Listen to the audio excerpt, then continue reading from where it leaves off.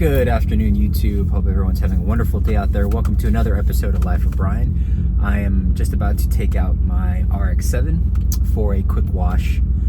I know it seems like I'm always washing my cars in these videos, guys, but I have a handful of cars, so I do need to get them washed on a semi-regular basis. The car wash place near my office and near my house love me because they constantly see me there, and I give them a lot of business. But so I thought this would actually be a great opportunity to kind of shoot a video, a self-help video, a plea for help video perhaps, about car addiction. Does it exist, what it is, and where you can get help. But seriously, so I as I'm sure you guys know who follow the channel, I have a handful of cars. I won't say the specific number because I think my parents watch my channel regularly, and I don't want them to get on me about wasteful spending. But let me preface this by saying that other than cars, I'm not a wasteful spender. I don't really it's not really, I don't drink, so that saves a lot of money. I don't drink at all. I don't really have any other hobbies or vices or anything that I spend money on. I don't have a vast and expensive watch collection. Obviously I don't drink, so I don't buy or collect wine or artwork, or I don't golf, or I just don't really have anything else other than, of course, my kids and family. But cars is kind of really my main pastime, my main source of joy, and jiu-jitsu as well. But I don't really spend any time, spend any money other than, of course, gym membership and that sort of deal. I used to have a gi addiction, actually. I used to have, hundreds and hundreds of gis that I would buy and basically collect. And I'm sure you guys who are still in the gi game, you probably know of what I speak, but I've since kicked that addiction, and I basically wear the same gi, or have worn the same gi for like the past 2 years. But anywho, I digress. So back to the point of the video, which is car addiction. Is it real? What is it? How can you get help? So it's weird, guys. So I do, obviously, I have a handful of cars. We'll say handful. And I kind of go through phases and spurts of buying cars. I'll literally, there have been times where, hypothetically, I might get, 2 or 3 cars within a 2 or 3 month time span, but then I'll go a year longer and not get anything. And when I say buy, it's not always just, straight up buying. Sometimes, like with my most recent Porsche, I traded in my Porsche and got that. With my, the Alfa Romeo, that was something where the previous Alfa Romeo had engine issues and happened to get totaled, and I used, the funds from that to basically get another one, a functioning one. But, so again, it's not, I'm just walking down the street and just, I want that car. It doesn't work like that. I obviously have bills and responsibilities, and, I definitely try to spend my money wisely. But, I will occasionally splurge and make purchases here and there. And again, I could just be justifying this to myself to make myself feel better, guys, but something that I really do take into account when I buy cars is not so much is it a good investment, but theoretically, if I were to need to sell the car in an emergency, if I got sick or something happened, would I be able to get most or all of my money back? At least most or all of my money back. Not really so much concerned about making a profit. And for the most part, guys, and again, I don't buy cars based on that. I don't buy a car like, oh, let me buy a Ford GT because I know most likely those will never, it'll never lose money, right? It'll never depreciate to the point where what I pay for it will be vastly more than what I would get if I sold the car. Especially, you know, I would never do something where like, oh my god, I hate this car, I hate the car, the way this car looks, the way it drives, but I'm gonna get it because, you know, it's a great investment. I don't do that type of nonsense. But it just so happens that I think Jay Leno made a great comment about that too on his channel, where he's like, if you like cars, if you know a little bit about cars, the most likely you're going to end up cars that, I think he's talking about his McLaren F1, you're going to end up buying a car that is going to appreciate over time, and most people will tend to agree with you that it's a great car, thus keeping the values pretty high, or at least at a level where you're not completely in the red. So for the most part, guys, I've been very lucky in that the cars I've genuinely wanted and I've enjoyed driving and I've wanted to get have been cars that enthusiasts or even non-enthusiasts tend to say, hey, that's a really cool car, or that's a very desirable car. And it's not necessarily like supercars or super expensive cars. But, you know, obviously, for example, look, I have a Ford GT. My BMW 1M, right? That's not a supercar, that's not a hypercar, it's not even a six-figure car. Although I've seen some of them listed for six figures, which honestly I think is kind of crazy. But again, hey, it helps me, right? Being a 1M owner. My first generation Acura NSX. This Mazda, the Mazda RX-7, the third generation. Again, it's not a six-figure car, not a supercar, not a hypercar, but they are desirable. They are hard to get in good condition. And I think that if I keep this car, and if for some reason, God forbid, one day I need to sell it, at least I think I'd be able to make my money back. What else? I mean, of course, there are cars that I've gotten, again, just out of the sheer enjoyment of the car. I like the way they look, I like the way they sound, I like the way they drive. My Aston Martin Vantage comes to mind. My Maserati Gran Turismo MC comes to mind. Maybe even my Lotus Evora GT. You know, these are cars where I don't think it's written in stone that no matter what, you know, these cars will never go down in price, will never depreciate. But quite frankly, I like the way they look. I like the way they drive. I like the handling. I like the essence, the spirit of the car, and I got it. So again, I don't make decisions based upon resale value or are they good investments. But for the most part, I think I've been lucky where, you know, I got a Subaru SVX where I think most people are like, what the hell is that? Or I wouldn't spend $1 on that car, but I really like the car. I think it's quirky. I think it looks good. And I have one, and I don't really care about losing value on that. I just really like the car. My 3000 GT, I got it with 7,000 miles, great condition. It's an SL, not a VR4. Definitely never going to make money on that car. Probably going to lose money on that car. I don't care though. I wanted to have one. My 300 ZX, which again I think I call the fraud on my channel. It's a naturally aspirated version. It's an automatic. Definitely never going to make money on that. Probably just going to lose money on that.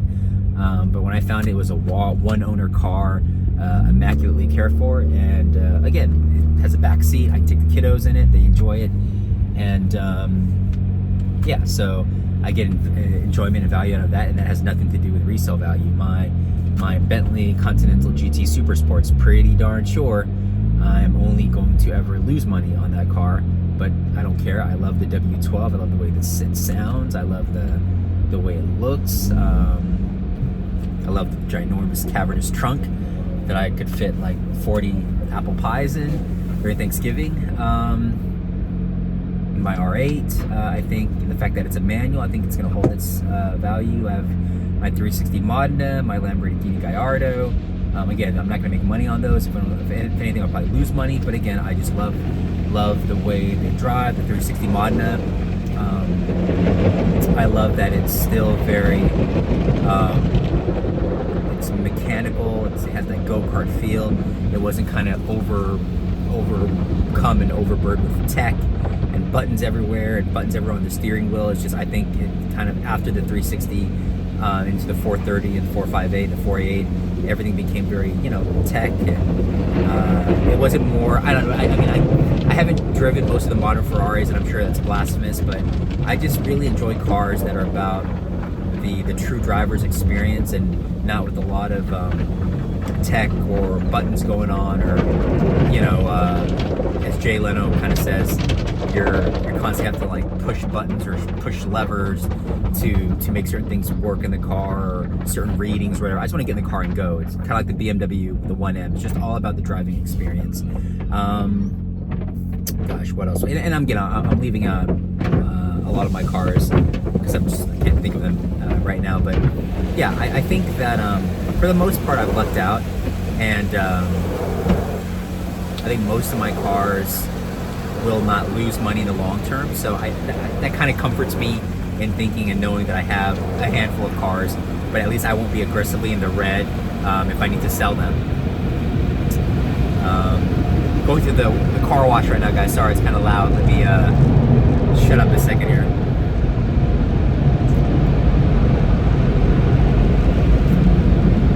Almost done.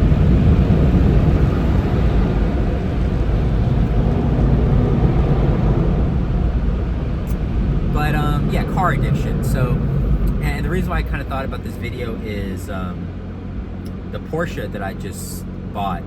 I think it has some sort of battery drain issue. My other Porsche had the same issue. I think it's just something with these 996s, especially as they get older, where the battery would drain if it's not kept on a battery tender, which, you know, they whatever, like most people recommend you keep your car on a tender, especially sports cars, high performance cars, older cars, whatever, so the battery doesn't drain. But it's one of those things where if I literally don't touch it for like a day and a half, it's dead.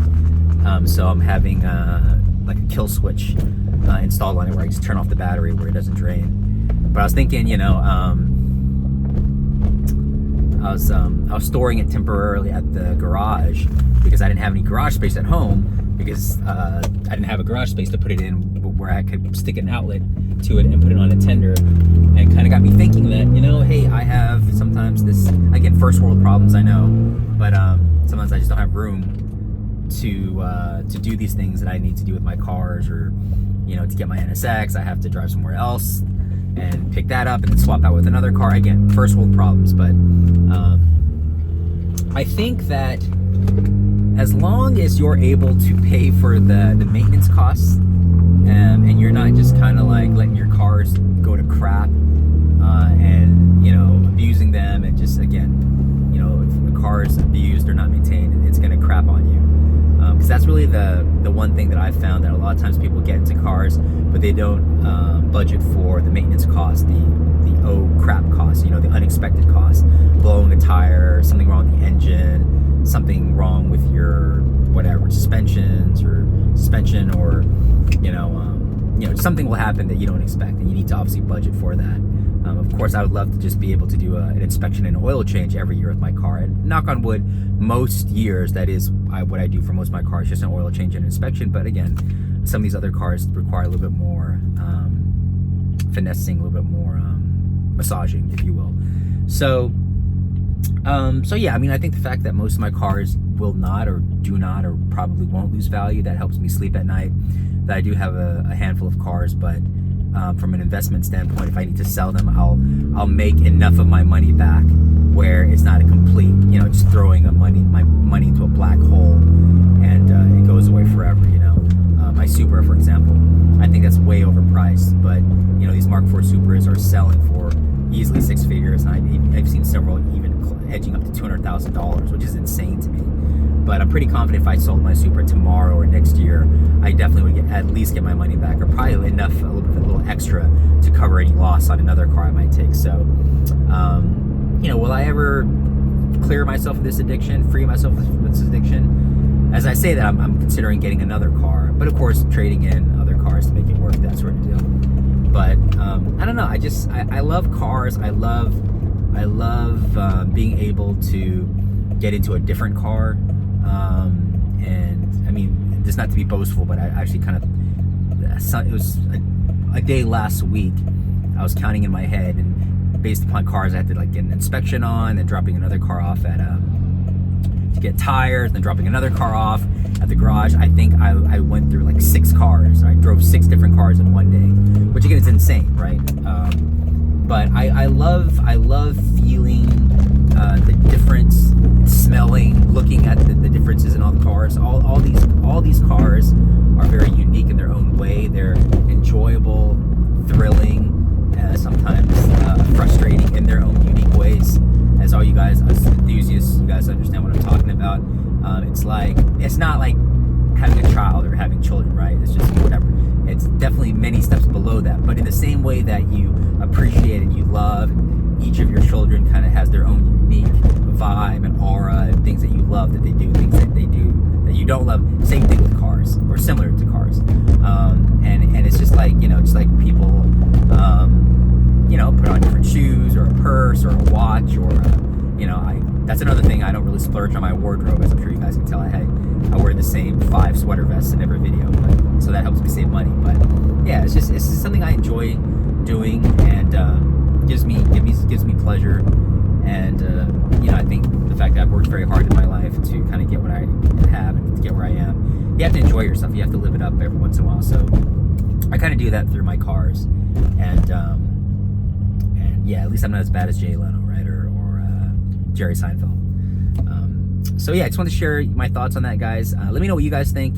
If you think I do have a sickness, if you guys are aware of a hotline or someone I can talk to free myself of this addiction. But just thought I'd share my thoughts on that, and hope you guys like the channel. Hope you guys like the content. Give the video a thumbs up, comment below, like and subscribe. Please support the channel, and thanks for all the love and support so far, guys. And I hope to catch all you guys in the next video. Take care. Bye bye.